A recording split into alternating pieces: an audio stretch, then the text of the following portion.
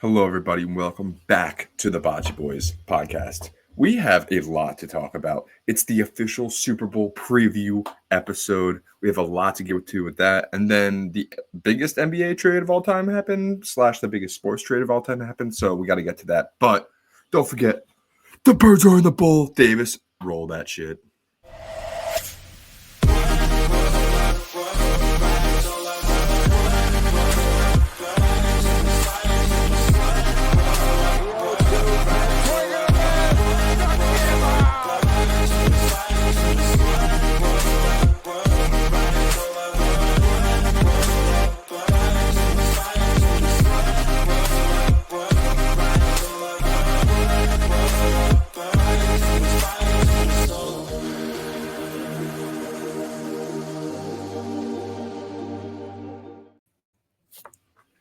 Davis, welcome back to the show. We have a lot to discuss, my friend.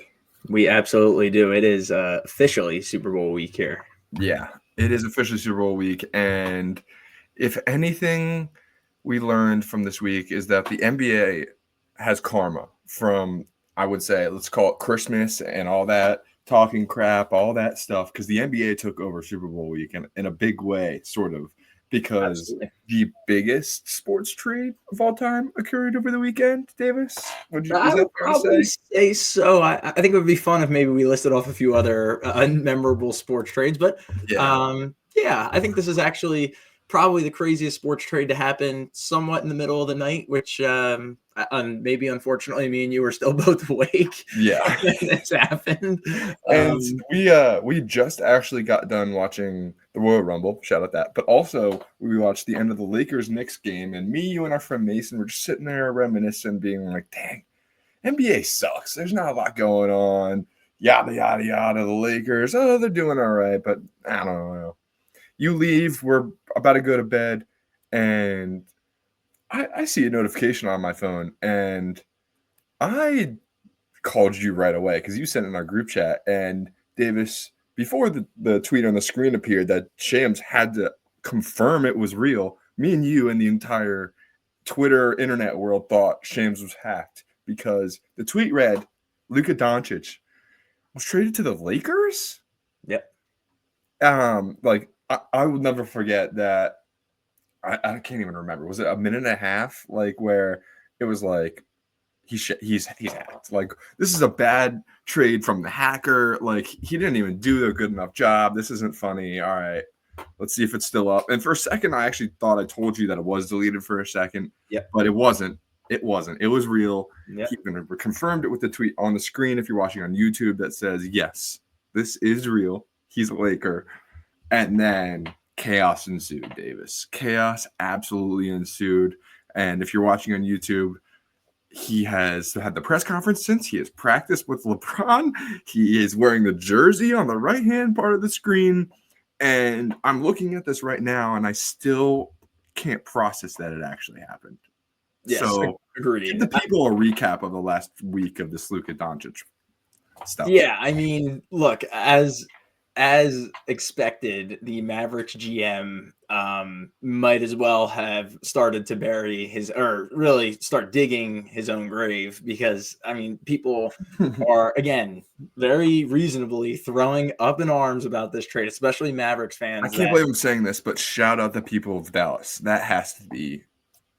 Yeah, that's hard to say, but yes, agreed. I mean, the fact that the Lakers only had to give up one first-round pick when Ethan, remember, I mean, in years prior, I've talked about the idea of trading Joel Embiid, which now I'm not, obviously trade deadline is done this year. Seems possible. Yeah, a team can trade their superstar. We can see that now. Anything is on the table now, but only for one first-round pick. So Rudy Gobert got traded for 4. Mikal Bridges got traded for 5. Davis, we'll go to the next slide and you'll see what the Lakers actually did. But they traded for a center this morning. They did.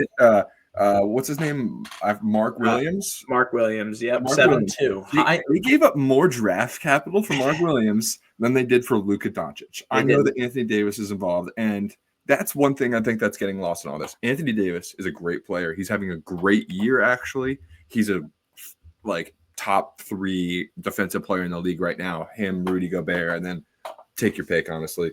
But he is a great offensive player who has been begging to play the power forward spot for a couple of years now, and we'll get his wish in Dallas. So who knows? Maybe we'll see Anthony Davis revitalized. But Davis, the fact that Luka Doncic is a 25-year-old superstar, 25-year-old superstar coming off averaging 34 points last year, 9 assists and 9 rebounds, and their worry was conditioning. Look, I and know. By the way, Davis, they were coming off an NBA Finals appearance. Yes, 100%. 3 games away from being called 7 NBA. months ago, they were in the NBA Finals. Yes, Ethan. The biggest part about this trade that people are talking about why it happened and why it happened so quickly is because of Luka's conditioning. If you tell me that the guy is 270, putting up 34, 9 and 9, like these aren't the best pictures; they're not high res 8K quality. But does this man look 270 to you? How good?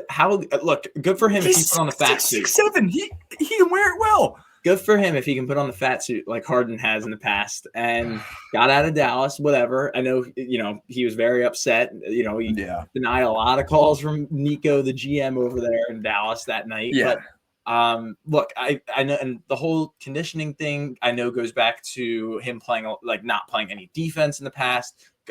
Which he's not the greatest defender. Him hitting 270 was over the offseason. But look, I'm looking at it the other way and saying, if you can get this guy down to 235, is he going to average 40, 12, and 12?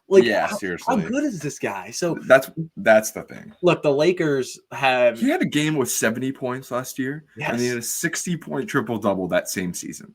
I think, did he not have a 60-point triple-double with 60, 20, and 10? Yeah. Yes, you're exactly right. Yeah. That's exactly 60, 20 assists. I don't know if this is going to affect the NBA Finals this year. I hope it does for both of our sake, because we immediately put on Lakers to win the championship as this trade happened. Which, by the way, since the Lakers center trade happened, they're now 17-1, and we got them at 27 15. And 29. Make that 15. Wow. After the trade for Mark Williams today. Yeah. But look, I'm telling you, I don't know if this is going to affect who's going to win the NBA Finals this year, but I will tell you, the Lakers, it's going to look like in 2 years or so that they're going to win this trade 1,000% based off of the future value here. Yeah. And look, here's the other thing. They're a good team right now. They're 5th in the West right now, Davis. Correct. They have a 3 or 4 game win streak going. JJ Redick looking like possibly a coach of the year. I mean, this isn't the NBA. It's not. I mean, it is the NBA. It's not the biggest award ever, coach of the year, but he's looking like it. And I mean, before we get too lost in this, just the one thing I have to get back on, Davis, is the GM of the Mavericks, Nico Harrison, who, by the way, let's mention, him and Rob Pelinka, the GM of the Lakers, have a close relationship because of Kobe Bean Bryant. Rob Pelinka was the agent, and Nico Harrison was his Nike rep or something like that. Mm-hmm. So they worked very closely on the Team Mamba team, and they both came in the mid-2005s, right when Kobe signed to Nike. So this is when Kobe entered the Black Mamba, crazy psycho Kobe era, where all he did was play basketball and train. That's it. So it's natural if Nico Harrison was looking at a guy like Luka and is like, hey, Rob, remember our guy Kobe? Like, this guy Luka is nothing like him. And somehow that evolved into them being friends and talking about that trade privately. The fact that Nico did not shop a 25-year-old superstar in his prime to the rest of the league blows my mind. And that's the part that people can pick apart and talk about conspiracy theories and how the NBA wanted LA to have Luka for whatever reason, or the casino reasons of the new Dallas owners, whatever the conspiracy theories that I've seen online are. But the fact that teams like the Thunder and the Rockets and the Spurs, who've been gathering assets for years, begging for something like this to happen, didn't get a call, blows my mind. Because you're seeing guys like Rudy Gobert go for 4 first-round picks, guys like Mikal Bridges go for 5 first-round picks. I mean, the Nets didn't trade a guy like Cam Johnson today because they wanted 2 first-round picks. That's the going rate for role players in this league.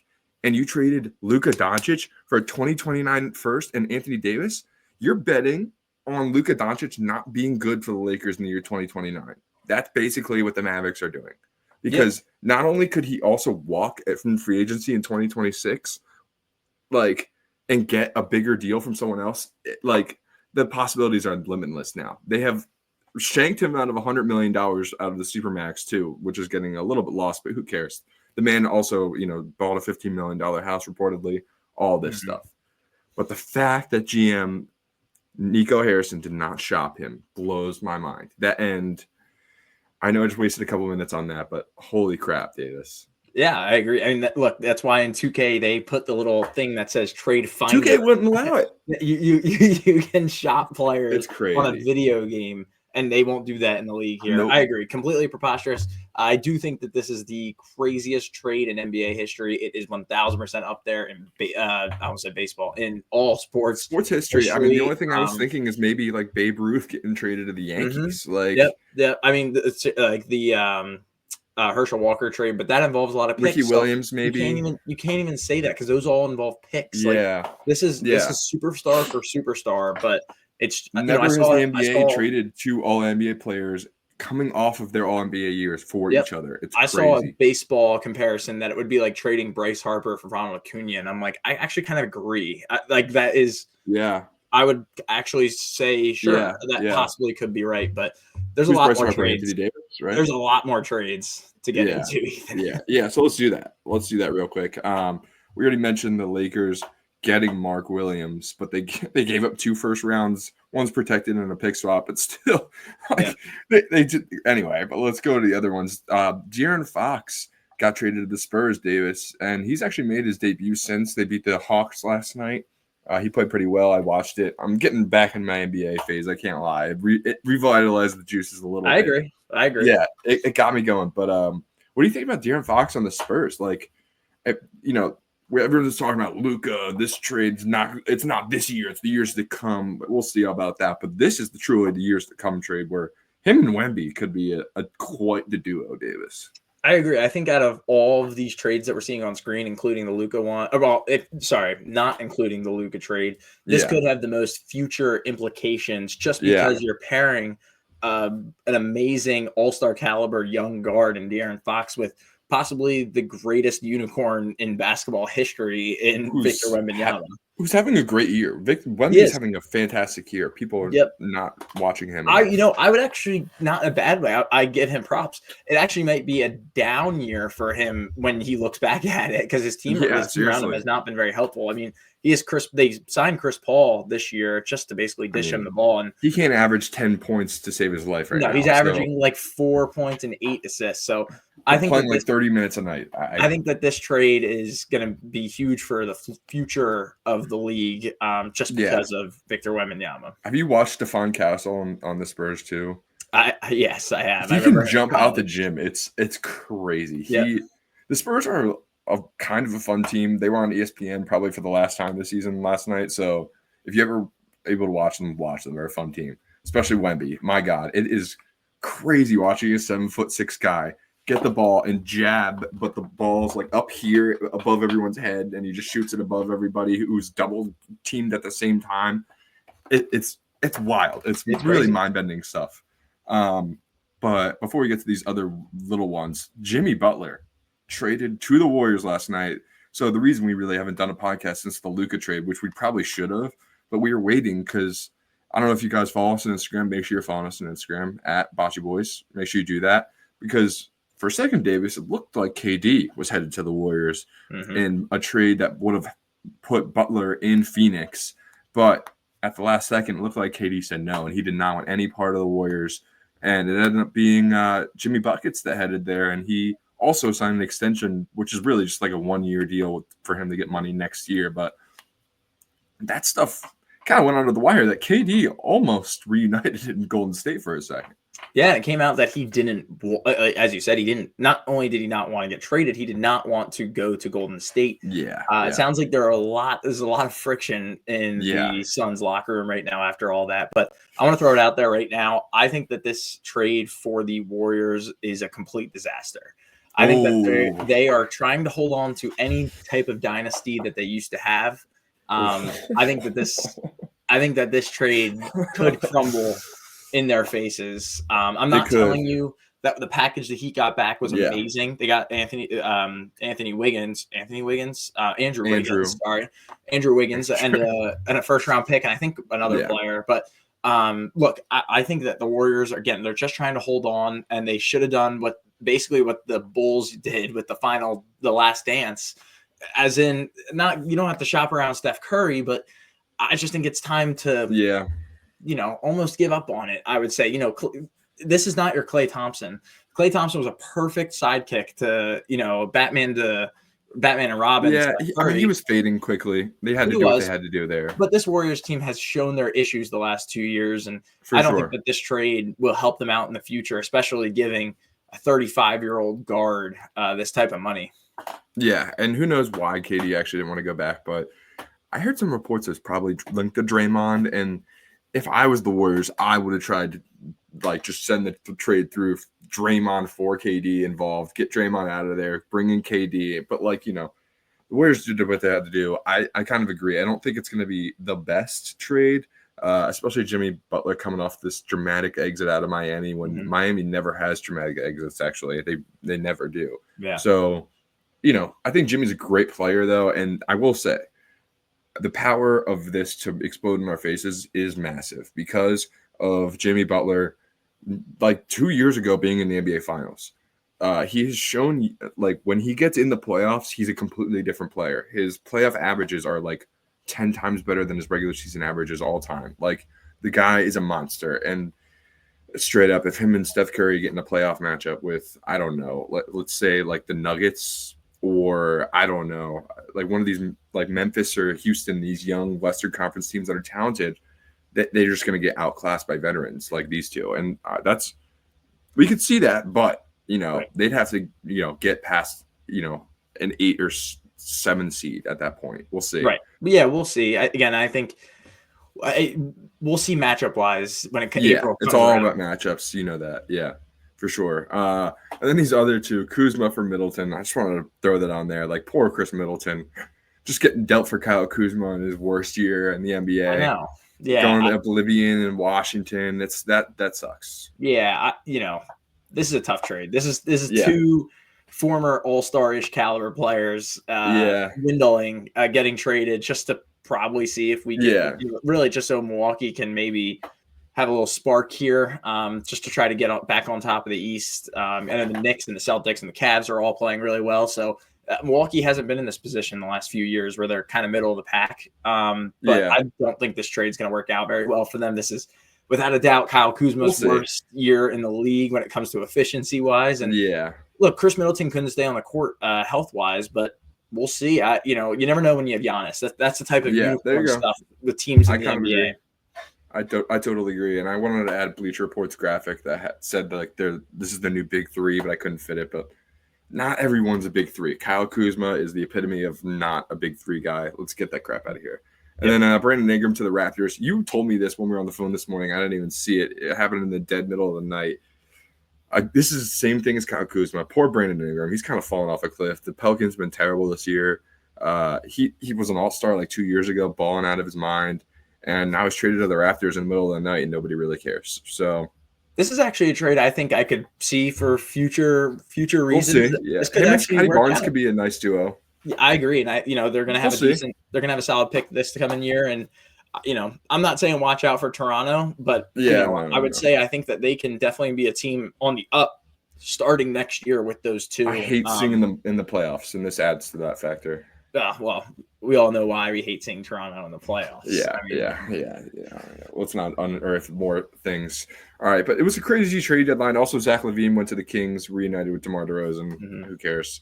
The Bulls don't know what they're doing. Who knows where Cooper Flag's going to go? That was the thing I was really trying to see who's going to try and unload at the deadline to tank for Cooper Flag, and no one really did. So we'll see where he ends up. The Thunder will trade their 29 picks for the first pick. Oh my God, that would be crazy. Or if he ends up in Washington and you just never hear from him again. Yeah. Yeah. All right, Davis. Let's get to the main event. It is Super Bowl week. Super Bowl is this Sunday, Davis. The Eagles and the Chiefs. The matchup is finally here. There's been media going on this week, all this stuff, yada, yada, yada. Not really a headline-filled Super Bowl week, I would say.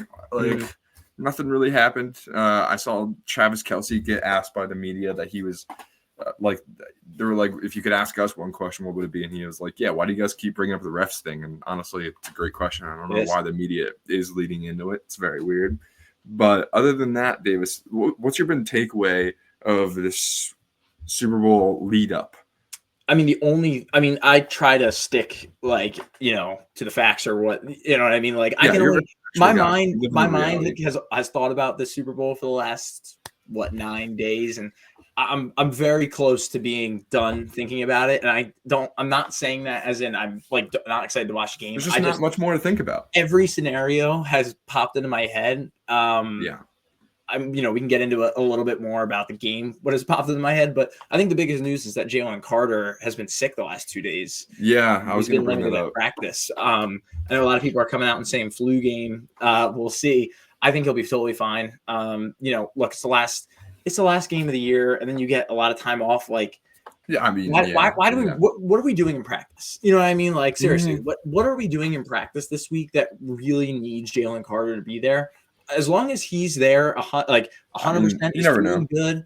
Don't practice. If you told me he didn't have to practice all week and he'll be fine for the game, perfect, dude. Like, take your Advil, every 8 hours and play on Sunday. I think he'll be totally fine. I agree. The only thing that's been worrying me about that is that in the headline it said that whatever the illness is has been going around the team. So hopefully it's not like affecting too many people, and hopefully that doesn't, pause but rub off on anybody last minute, like on Sunday. Like that could be a problem. We don't need Jalen Hurts really having a flu game or anything. Although I think that would only add to his aura heading into a Super Bowl like that. You know what I mean? Like he would just be going and radiating with just he's like the thing I can't get over with the Super Bowl is I refuse to believe Jalen Hurts came all this way, did all this internal maturing of the last couple of years to lose. He will not lose this weekend. The Mahomes factor is huge, but the Chiefs defense is the biggest factor going into the Sunday. If the Eagles defense can outrun the ball, obviously with Saquon, but with him and Jalen establishing any kind of run, will nullify the pass. If we can't run the ball, passing is going to be difficult because, these Chiefs defenders have been game planning all week. They know exactly what A.J. Brown's going to do. They're looking for the slants. They're looking for Devontae Smith. They're looking for, whatever the hell we're doing with Dallas Goedert. In my opinion, doing those Dallas Goedert motion screens should wait for the Super Bowl for that. That's the perfect thing to break out in the Super Bowl where everyone's like, whoa, where's this been all year? Now I think that's in our repertoire. I think they're going to be expecting a little bit of craziness. Hopefully it's not too Dan Campbell crazy, but my X factor for this week, Davis, and I'll let you give yours in a second, is breaking the Chiefs defense. They have to run the ball down their throat. Have to.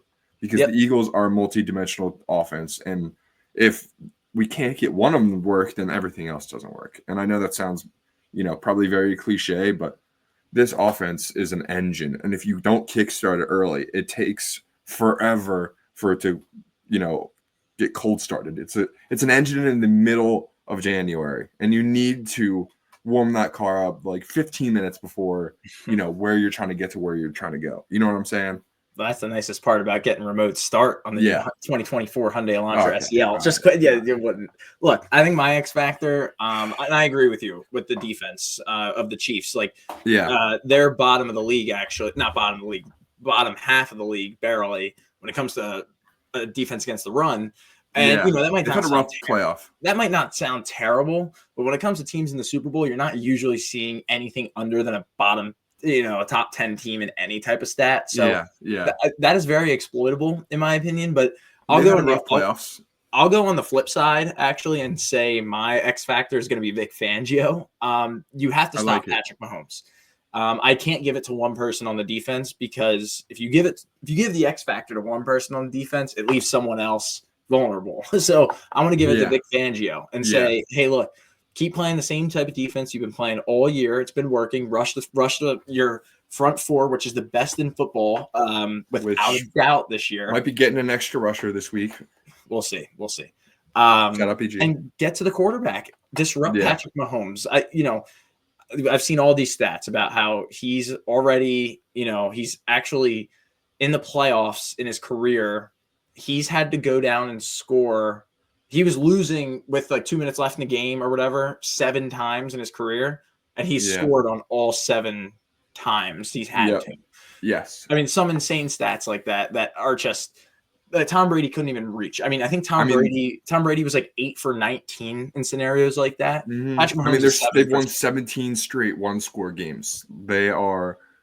Yep. I mean, they're inevitable. Stats that are inevitable that fall into the Eagles' favor. They've been in. I mean, just putting out more general stats. The Chiefs have been in 5 of the last 6 Super Bowls. They've just been in them. They haven't won all of those, but still, being like they have been death taxes, and the Chiefs get to the AFC Championship at every single year, and they've been in the Super Bowl obviously the last 3 times. But I know I've said this to you privately. I think I've said this on the podcast, but this is truly the Eagles' chance to end what they should have started in 2023.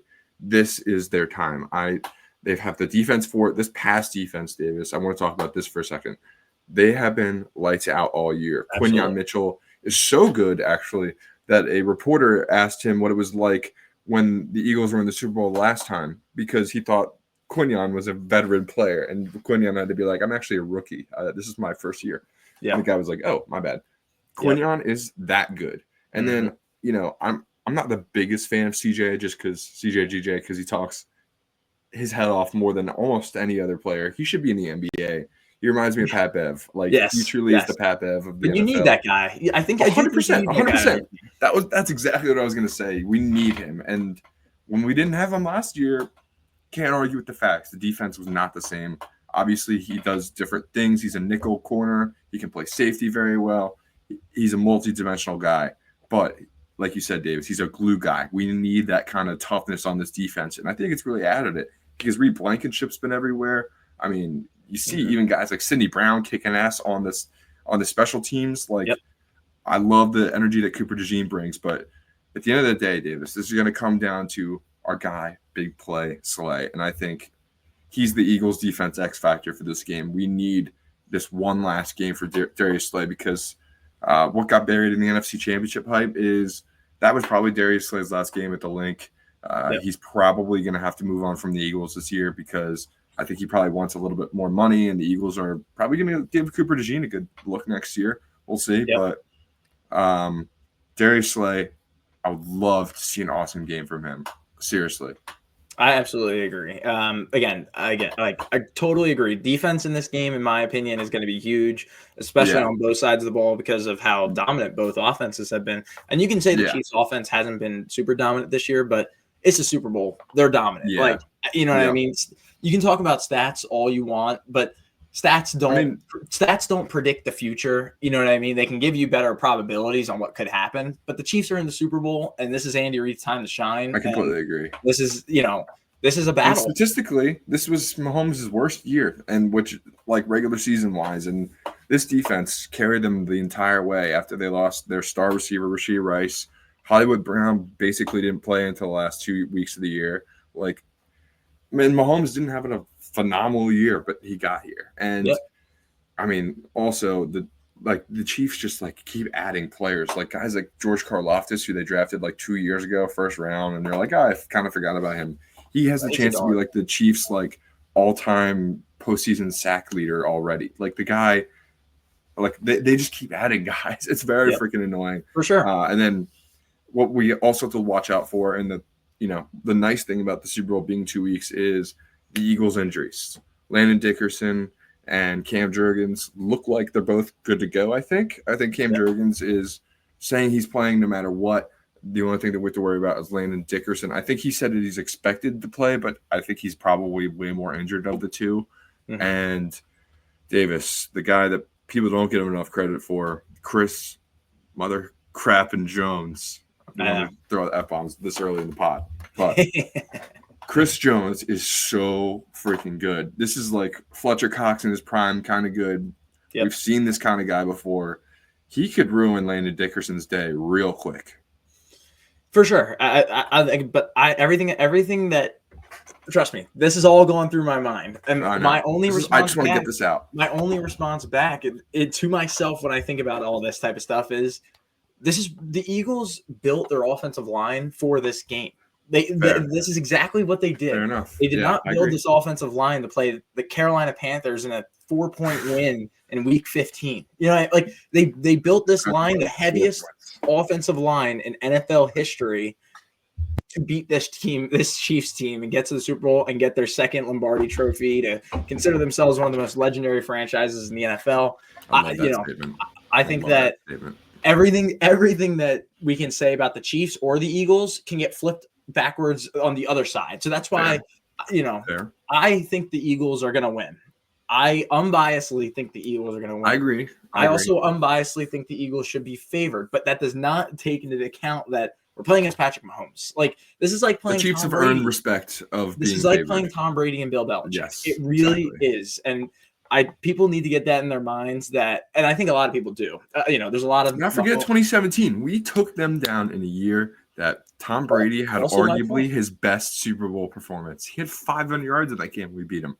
He's the only quarterback in NFL history to throw for 500 yards in a Super Bowl, and he lost by 8 points to the Philadelphia Eagles. So I completely agree. Let's move on to our. We talked about this a little bit more on the last podcast. So if we missed anything, go ahead, shoot over that podcast. Yeah, watch the last podcast. Ethan, we got score predictions here. Yeah, I mean, let's get to it. It's pretty obvious who I think that we both think is gonna win this game. The one thing I want to touch on, though, and we can touch on who our MVP. I didn't want to say anything. Yeah, I didn't want to say anything about this before we sat down. So yep, absolutely. I haven't talked to you about a score prediction or who you thought was going to win MVP. Yep. So we'll get to that.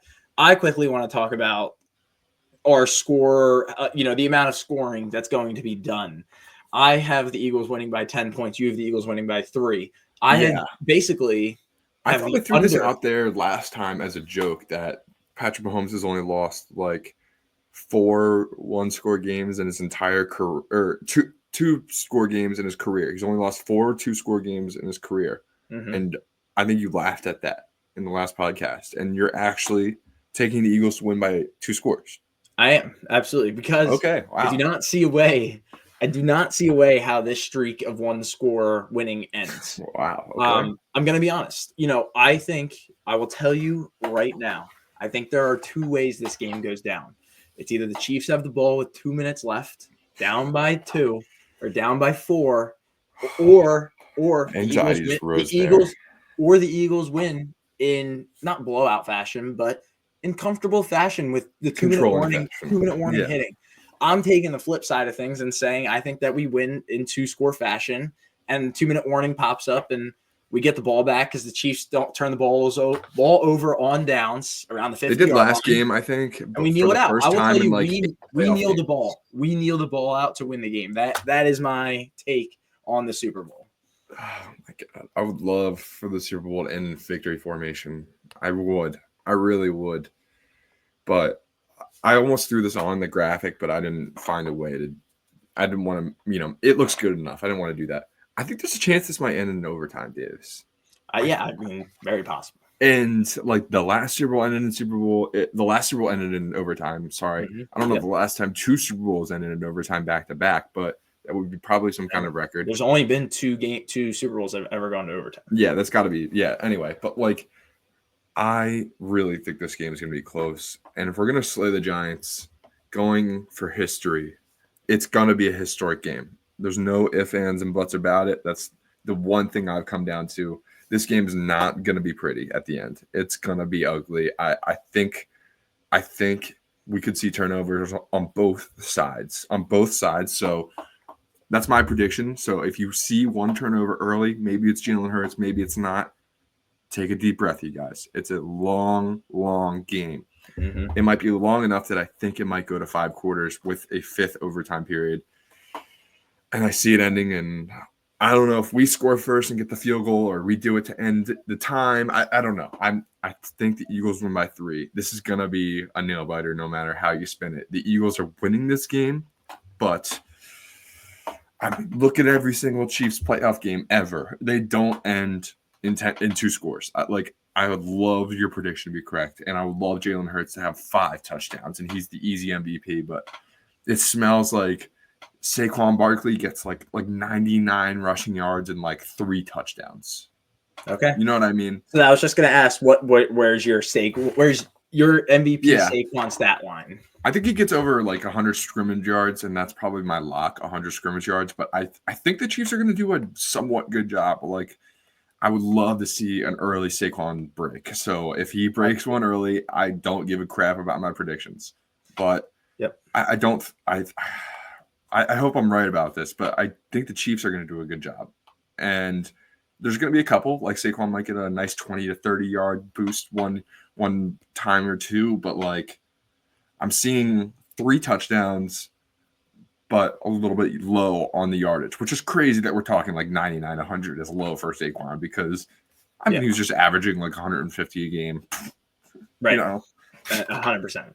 I mean, his over-under is like 120 for this game. I know, it's crazy. I'm not only. By the way, I have a future again on the Eagles. I'm not betting on anything. I think. No, I have not either. I thought about putting like an extra $100 on the Eagles just to like make it a little bit sweeter if they win, but I can't do that to myself. I did the same thing. You did do that?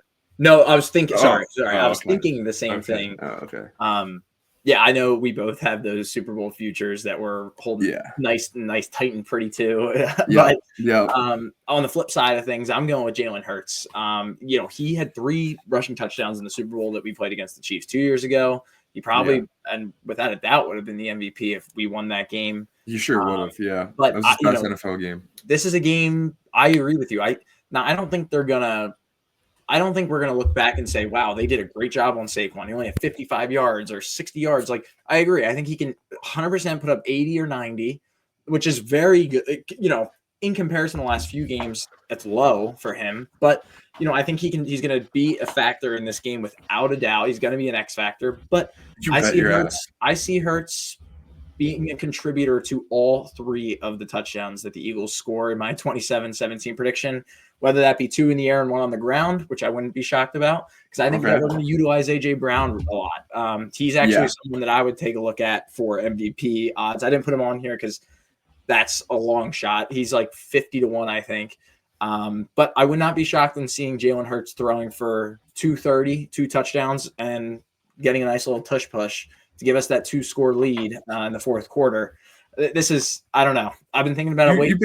You better know we're going to see a couple of tush pushes, Davis. For sure. I've been dreaming about this game, Ethan. I don't see a way where the non-quarterback or the quarterback of the winning team does not win Super Bowl MVP. And Saquon's actually more of a favorite than Hurts. But I think that the voters are going to look at Jalen Hurts and say, he was a contributing factor on all aspects of the game, running the ball, throwing the ball, clock management, scoring touchdowns, throwing touchdowns. I have to give it to Jalen Hurts. He's the quarterback. It comes down to him, and people like to debate this fact all day, all night, but it comes down to the quarterback at the end of the day, even if he's handing it off to Saquon, which Saquon I do want to add. I think we talked about this off the air. I want to throw this on the air. He's 30 yards away from breaking the all-time regular and postseason record held by Terrell Davis, who, you know, Saquon's already had his historic season. Just to throw the little cherry on top, I would love him to have that. But Davis, we're here.